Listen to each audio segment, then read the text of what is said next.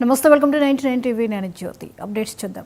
అనంతపురం జిల్లా Kalyandurg excise CI Hasina Banu వ్యవహారం వివాదాస్పదంగా మారింది. అటెండర్ను ఆమె చెప్పుతో కొట్టారు. తన పేరు చెప్పి అక్రమ మద్యం అమ్ముతున్న వారి నుంచి డబ్బులు వసూలు చేస్తున్నాడంటూ ఆగ్రహం వ్యక్తం చేశారు. తనకేం తెలియదని అటెండర్ చెబుతున్నా వినిపించుకోలేదు. అనంతపురం ఎక్సైజ్ స్టేషన్లో 2 రోజుల క్రితం ఈ ఘటన జరగా తాజాగా వీడియో బయటకొచ్చింది.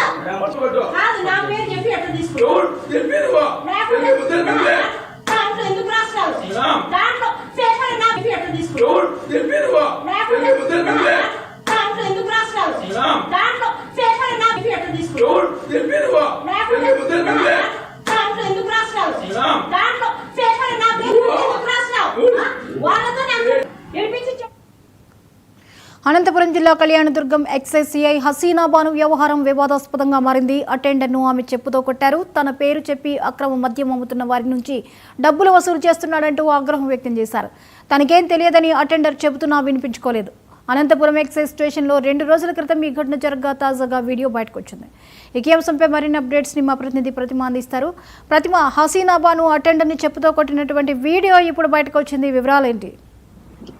జ్యోతి, అనంతపురం జిల్లా కళ్యాణదుర్గం నియోజకవర్గంలో ఉన్నటువంటి ఎక్సైజ్ డిపార్ట్మెంట్ సిఐగా పనిచేస్తున్న హసీనా బాను 2 రోజుల క్రితం తన ఆఫీసులో పనిచేసినటువంటి ఆఫీస్ బాయ్ పైన చెప్పుతో విచక్షణ రహితంగా దాడి చేసిన వీడియో ఇప్పుడు హల్చల్ గా తిరుగుతోంది. అయితే 2 రోజుల తర్వాత ఈ వీడియో బయటకు రావడం కూడా ఒక రహస్యంగానే ఉంది. ఎందుకనంటే హసీనా బాను అంత విచక్షణ రహితంగా ఎక్సైజ్ సంఘం నాయకుల ముందే అతన్ని చెప్పుతో కొట్టినప్పటికీ ఈ వీడియో 2 రోజుల తర్వాత బయటికి వచ్చిందనంటే ఆవిడ ఏ మేరకు అక్కడ ఉండేటువంటి సిబ్బందిని, అక్కడ ఉండేటువంటి నాయకులను కూడా, ఎక్సైజ్ పోలీసు ఉన్నటువంటి నాయకుల సంఘాన్ని బెదిరించిందనేటువంటి విషయం మనం అర్థం చేసుకోవాలి. అయితే ఇది హసీనా బాను తన పేరు చెప్పుకుంటూ అటెండర్ డబ్బులు వసూలు చేస్తున్నారనేటువంటి నేపథ్యంతో తనని చెప్పుతో కొట్టిన వీడియోను మనం చూస్తున్నాము. ఇది రూపాయికి 1 సైడ్ అయితే, coin 1 side of the issue అయితే, రెండో వైపు మనకు వినిపిస్తున్నటువంటి విషయం ఏంటంటే హసీనా బానునే గత కొన్ని రోజులుగా అక్రమంగా మద్యము అమ్ముకుంటున్నటువంటి వ్యాపారుల దగ్గర డబ్బులు వసూలు చేస్తుందని చెప్పేటువంటి విషయాన్ని ఈ అటెండర్ ఎక్సైజ్ అధికారుల సంఘానికి ఫిర్యాదు చేసినట్లు తెలిసింది. అంతేకాకుండా కొన్ని నెలలుగా 8-9 నెలలుగా ఈ అటెండర్ కి జీతం కూడా ఇవ్వలేనటువంటి పరిస్థితి ఉండడంతో అతను పలుమార్లు సిఐని రిక్వెస్ట్ చేసి ఫలించకపోవడంతో ఆయన ఈ విషయాన్ని తీసుకెళ్లి ఎక్సైజ్ సంఘం నాయకుల ముందు పెట్టినట్లు మనకు తెలుస్తోంది జ్యోతి. అయితే ఇదే నేపథ్యంలో ఈ విషయం మీడియాకి పొక్కి ప్రింట్ మీడియాలో వచ్చిన తర్వాత అది తెలుసుకున్నటువంటి ఎక్సైజ్ నాయకులు ఆమె దగ్గరకు వచ్చి నిలదీయడంతో ఆవిడ ఆ కసిని తన అటెండర్ పైన చూపిస్తూ చెప్పుతో కొట్టినటువంటి దృశ్యాలు మనం చూస్తున్నాము.